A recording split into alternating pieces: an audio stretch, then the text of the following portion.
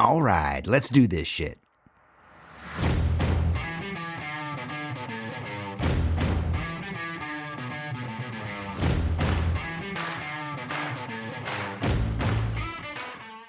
Howdy and welcome to The Right Questions. It is I, James Victoria, your benevolent king.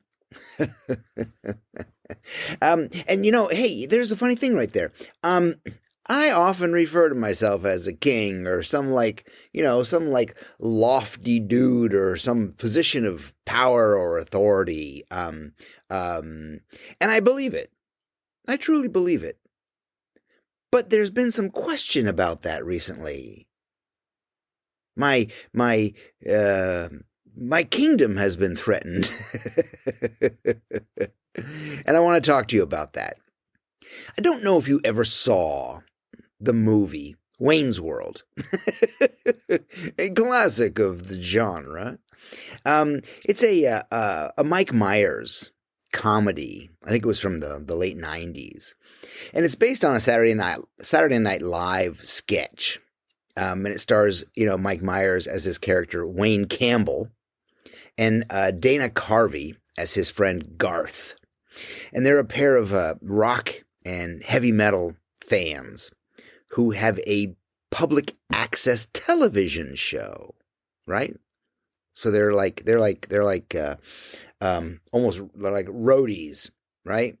So Wayne and Garth get an opportunity backstage to meet Alice Cooper after a show, right? And there's this really funny scene where Alice Cooper is like, "Hey guys, why don't you hang out with us for a bit?" And they're stunned, and they get this look on their face, and they immediately go into this chant, "We're not worthy, we're not worthy, we're not worthy, we suck." And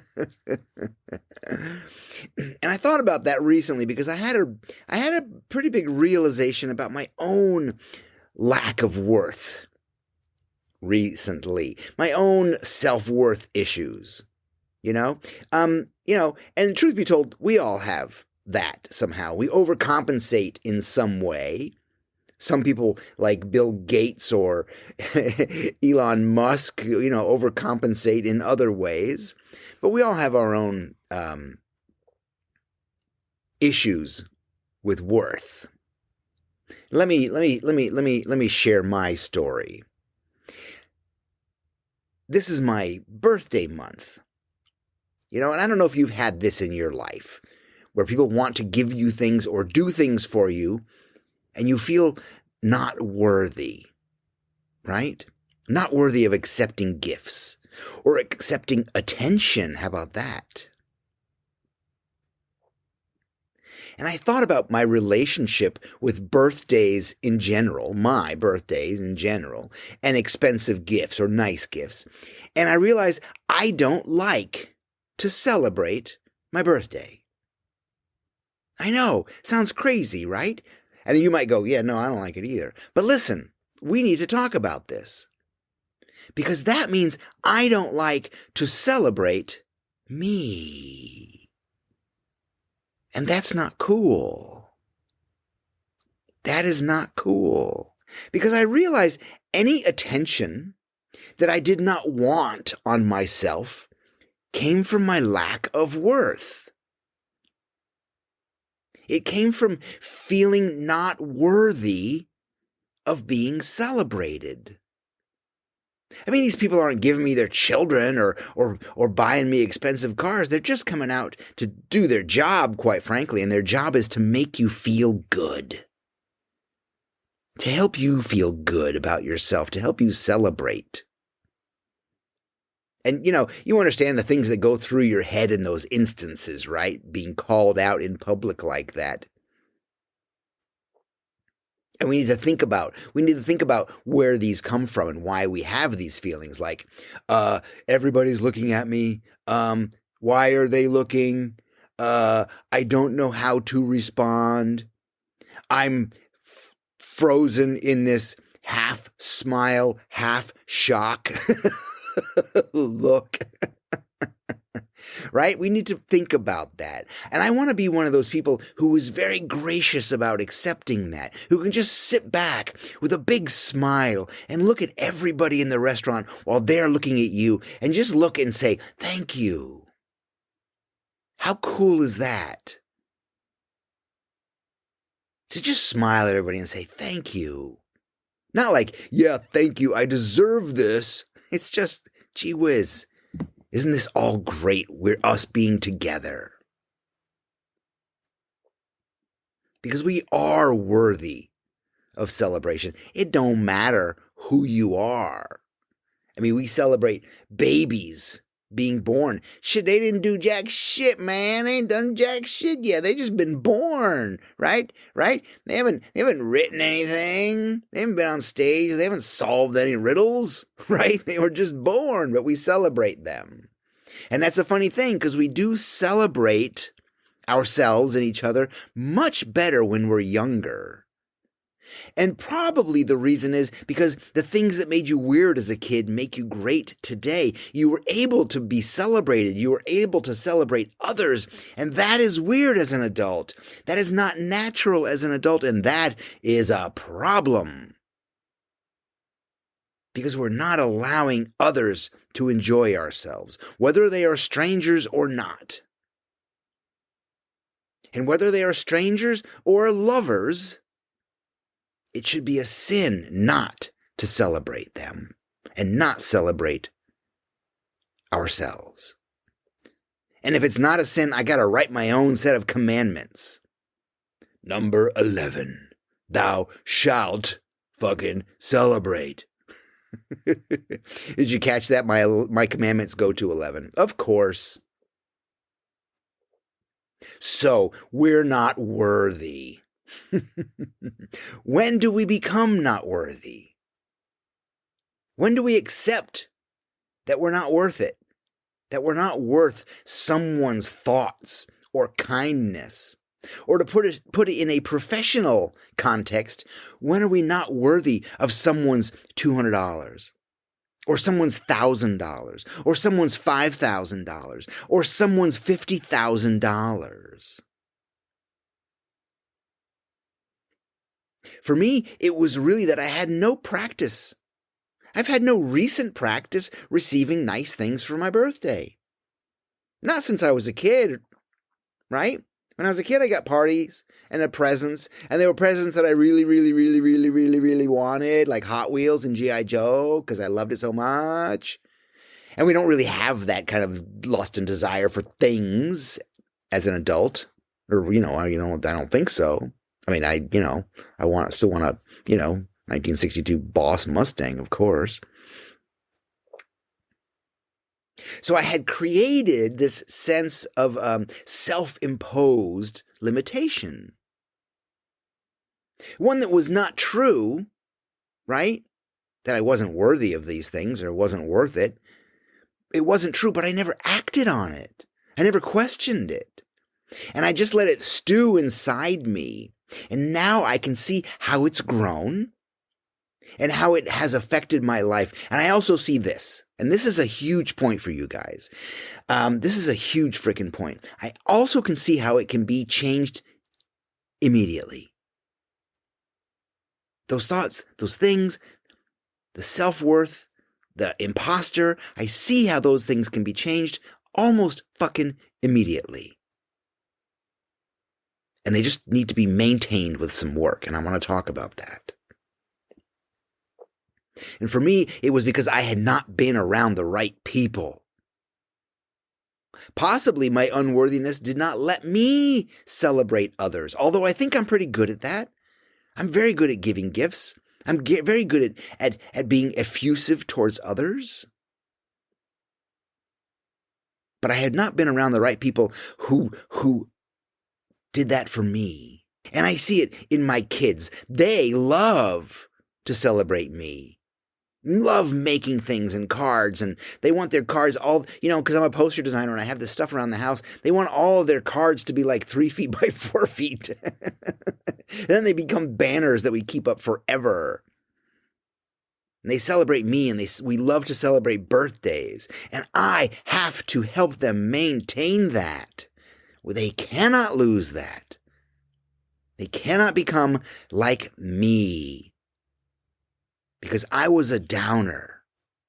I was darkness and not light and fun and joy. And I was literally a party pooper. So, like it or not, we radiate.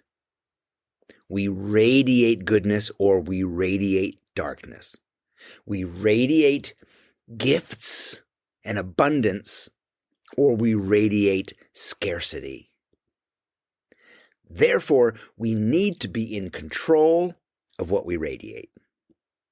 And if you want to wallow in a lake of lack, feel free. But know that you may be soaking alone. Because no one really, honestly, no one really wants to be around someone who feels unworthy, who's constantly putting themselves last or putting themselves down or self-deprecating. Nobody really wants that. We perhaps own those feelings. We have those feelings, but it's not fun to be that person. We don't want to be around them. We don't want that for ourselves.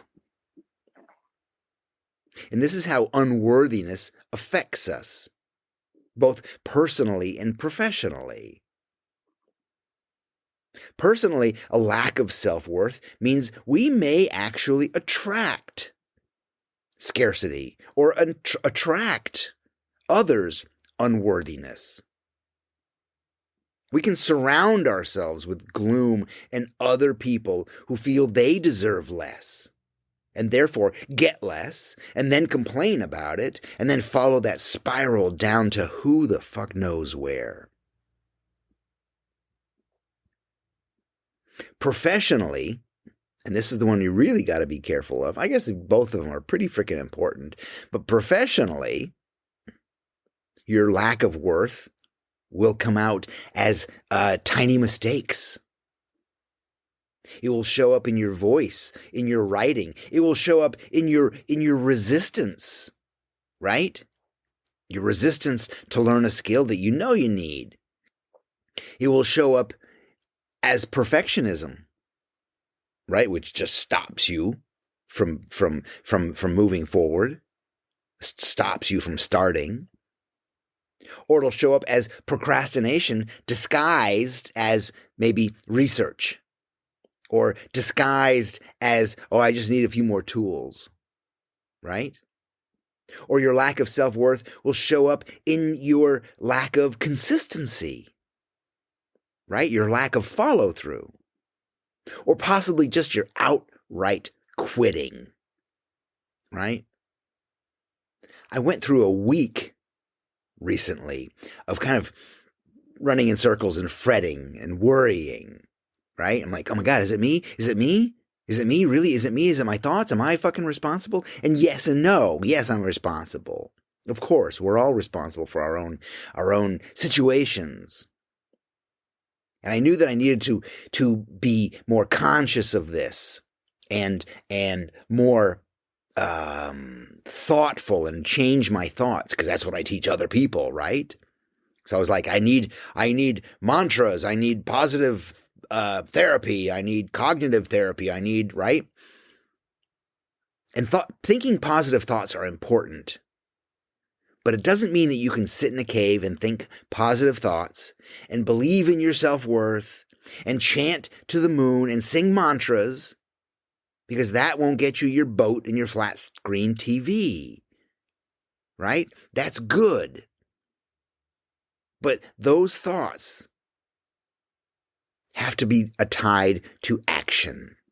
I'm an action guy. I believe in action. You gotta do shit. You gotta do some action. So how do we put it back? How do we put worth back into our lives? What is the work of worthiness? Right now, you're thinking, oh man, I wish James Victori could be my mentor, my guru. Hell, I wish he was my coach. Well, you can make that happen. Go to yourworkisagift.com. There's a questionnaire that will probably help you out, but it'll also give you access to a free call. So let's talk. Let's free you from overwhelm and creative frustration. Let's build your business and help you get paid to do what you love. Again, go to yourworkisagift.com. Let's talk. The concept of worthiness is related to our sense of self-value and self-esteem. And the lack of it was probably handed to you by those who should have known better, or were just not conscious of their own feelings and their own paucity or their own lack. And you may need to recognize, and this is really important, that you don't actually own your unworthiness. You're wearing someone else's. And it quite frankly looks pretty bad on you. So we got to replace it. We got to trade it out. So feeling worthy is a journey that you have to take. It's a personal journey, and it involves a lot of work, a lot of self-reflection and self-acceptance, and the development of a positive self-image. Right? So this is the process that I have been going through, and here are some suggestions how we can work towards feeling more worthy. So I just have a couple of points here I want to go through with you. So one, I said, I'm an action guy. And that action, like we said, the personal journey is replacing one bad habit with a good habit. So we're going to replace the unworthy lies we tell ourselves, because they are lies. There's nobody out there that is truly not worthy. So we replace those lies with the truth.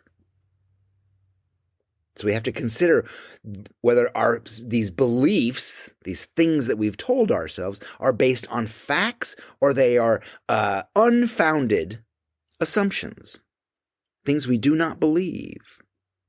And if you're in a super dark place and can't find the truth, then fantasize, make it up. Because we can become who we pretend to be. Because every bit of growth comes from practice. So we replace our bad thoughts with good thoughts. Negative thoughts with affirming statements about your worth, your potential, and your abilities. I sometimes do it with power poses, Yes, I got this. It's a beautiful frickin' day. Let's go kick some butt. When I wake up early in the morning, I sit down. Before I even try to work, I sit down and I have this little prayer. It's just like, hey, James, let's go help somebody today. Let's do some good work. Let's share from our heart. Let's go. Number 2, gratitude. See where you are. That's all that is. Gratitude. See where you are. For realsies. Not through some gloomy cloud. Get out of the fog. Get out of the fog by going back to number 1, right? Replacing those negative thoughts. Gratitude. This is something else I do first thing in the morning. Wake up and look out the window. And no matter what's out there, I'm like, yeah, it's a beautiful day. I love being here. And gratitude is just focusing on the positive, accentuate the positive, eliminate the negative, right? Latch on to the affirmative and don't mess with Mr. In-Between, right? Focusing on positive aspects and expressing gratitude for the things you have, no matter what it is. that you woke up, that you've got fingers, that you got a brain, that you're listening to James Victori, right? Creating and cultivating a sense of gratitude, constant gratitude, can shift your perspective and help create a feeling of worthiness. Number 3, this is huge. Number 3 is huge. Number 1's really important. Number 2 is very cool. Number 3, raise your vibe. In ancient cultures, it is said, and I hope it's true, and if it's not true, then we're going to make it true right now, okay? Because I've known this thing for a long time, and I hope that it's true. But in ancient cultures, when you became ill and you visited the shaman, or, as Westerners call him, the witch doctor, whomever, right? The first thing the shaman would ask you is, when did you stop singing? When did you stop dancing? When did you stop loving yourself? That's important. Listen, we don't stop playing because we get sick or old. We get sick or old because we stop playing. Right? I hate stories when I hear of some guy who's in his 30s and he's like he quit the band, right? Because they had a baby. What? Dude, seriously? Yes, I agree. We sacrifice for our children, but you don't sacrifice your life. I'm sacrificing my life on the stone of rock and roll. I'm giving up because I've had children. Man, no. So raise your vibe. Keep playing. And this is all, raising your vibe is what most people call self-care, right? Prioritizing activities that are good for your body and good for your mind and good for your emotions. Surround yourself with positive shit, man. And I don't mean rainbows and butterflies and daisies. Those are great. But I mean real things. Build relationships with people who support you and uplift you. Surrounding yourself with positive vibes gives you a healthy perspective. Eat positive food. You know what that is. Means it doesn't come from a restaurant that has any kind of drive-through system. It doesn't come from too much coffee or too much this or too much that. Positive foods, they're probably very colorful, like green, purple, and orange. Probably less purely white food, right? Listen to positive, powerful music. Listen to the good stuff. Share positive words, positive ideas. Read beautiful ideas. Read Rumi. Read Emerson. Read Hafiz. Go find these good things. Dance, move, walk, go to the gym. Move your body. Positive physical input. Lose your loser friends. That's why they call them losers, right? Lose your loser friends. Choose to be around people who are medicine, not poison. People who will support your idea when you say, hey, you know what? I think I'm going to quit my job. And they're going to go, that's awesome. Let's go. They're not going to go, well, what are you going to do now? What are you going to do then? No. Let's go. You're amazing. You're an inspiration to those of us who are too cowardly to even move out of our bad relationships. Choose to be around people who are medicine. Let every aspect of your existence be full of life and joy and play. And listen, along with raising your vibe, we have to take into account our environment, right? Our thoughts about what we can and can't have, what we can and can't do is often based on other people. We have to understand that. Many of our blocks, many of the things that stop us in life are actually other people and what we perceive as their thoughts. So our environment is other people and outside forces. We need to be conscious of that and take that into account. For example, if you're in a business or organization, or even, listen to this, even a country where people are negatively disposed or have a cultural habit of scarcity, then it's hard to see a beautiful future if those around you don't or can't. It is hard to grow in that place. I once worked at a publishing creative department. I worked for Simon & Schuster, an offshoot of Simon & Schuster a number of years ago. And it was anything. You walk in and the door says creative department. It was anything but creative. It was a department, for sure. It was a house of gloom run by a creative director who didn't care. He didn't care about his job. And his boredom literally stunk up the place. You know, I existed maybe 2 months there, and I was like, fuck this shit, I'm out of here.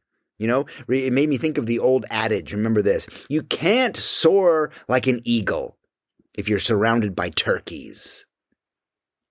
Right? Think about that. Think about the environment you're in. So there are all kinds of things that you can do. And those are 3 good ones. You know, you can also, I'm a list guy.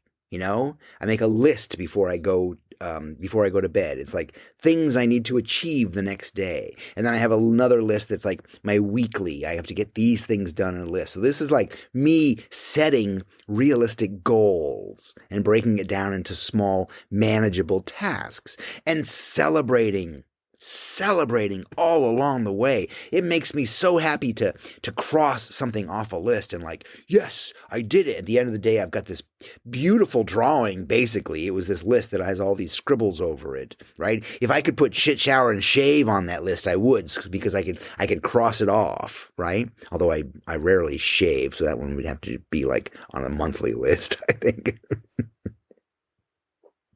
But simple tools like that, those things help us build the life we want, right? Remember this. Overall, your thoughts have power. Your words, especially the ones you say to yourself, have power. And if you don't believe in yourself, you cannot expect anyone else to. If you can't see it, no one can see it. I'm James Victori. Thank you for being here. Thank you for lifting my self-worth by your presence. This is an exchange of energy, right? We're giving back and forth.